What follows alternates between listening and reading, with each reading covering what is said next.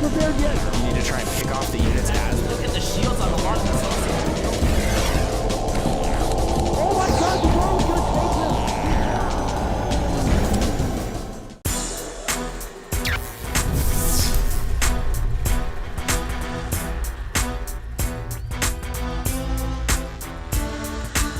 What's up, everybody? We are back. This is Pain User. And this is Cat's Pajamas. And we have an awesome game in store for you guys today. My good friends Dignitas seleCT and Liquid Ret going at it head-to-head, meeting in round 1 of the winner's bracket. But all these matches are so good. They the are 32 indeed. players that qualified are so good. I hope you guys are excited as we are, because we are broadcasting all of these live from the IGN offices in San Francisco. We have our little mini studio going here, also known as the Casting Dungeon.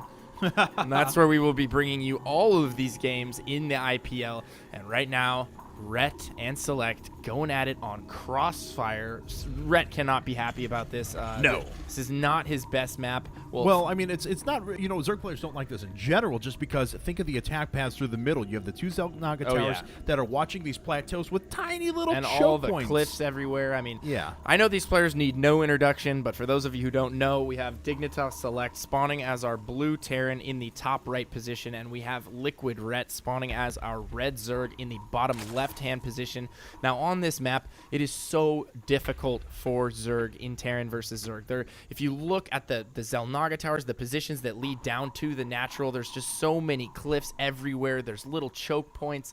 It's such an advantageous position for Terran if they can get up there, if they can spread their tanks out. They can even build bunkers up there. They can slow push. I mean, and attacking that position as a Zerg must just be such a daunting task. Yeah, and this is interesting. seleCT is actually going after a double Rex, no gas build here. Now, a lot of players like doing this, yes, but the walk distance on this map is huge. I mean, it takes it's pretty long to reinforce. From natural to natural, it's actually not that long. Like, you would be surprised. It's I'd say just about Zelnaga Caverns length, something like that. Maybe a little bit shorter.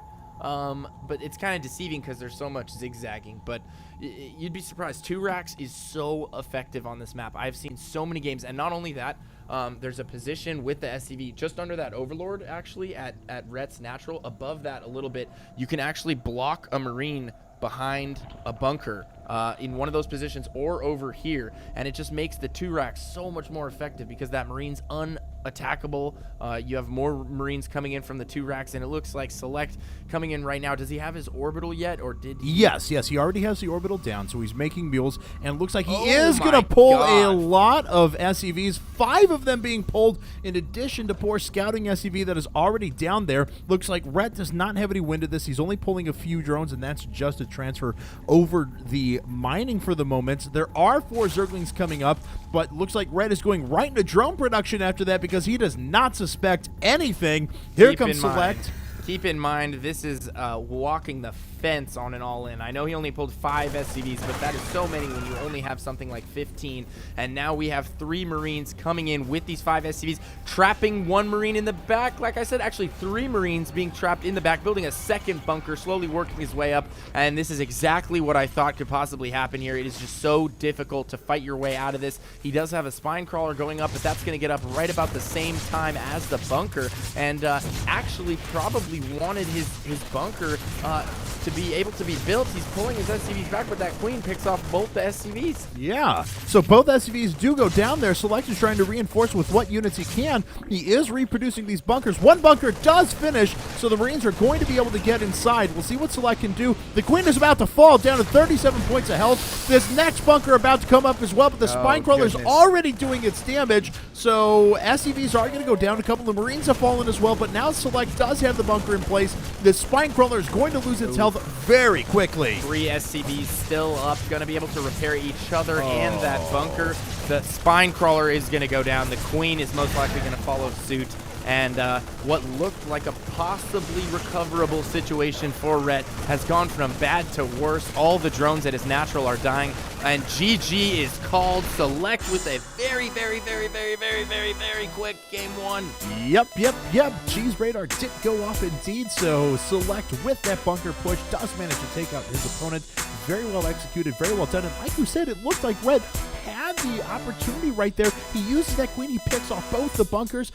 These Marines couldn't reinforce because they were trapped behind. Obviously, that allows the SCVs to finish the construction a little bit better protected, but it didn't help against those ranged queens that were coming out. So Red had an opening there, but just wasn't quite able to pull it off. And I mean, yeah, it's cheese, but it's refined cheese. It's like some French cheese, because Select has been doing this for so long. In 2 reactors on almost every 1v1 map.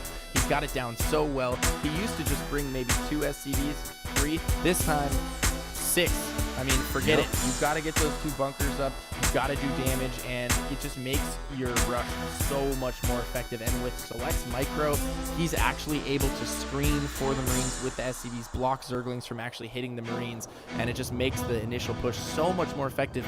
I can't help but think that Rhett was expecting this. I mean, you have to expect this from Select, especially on a map like this. He's done it so many times in tournament play.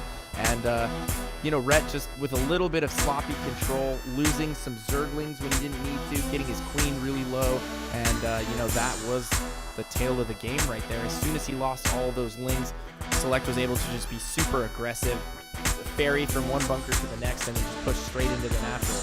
And not a good way to start a series. Nope, not at all. So we'll see how Rhett responds to Select's toasted brie cheese on crackers with caviar here as we go into game number 2. Don't go anywhere, guys. We'll be back in just a second.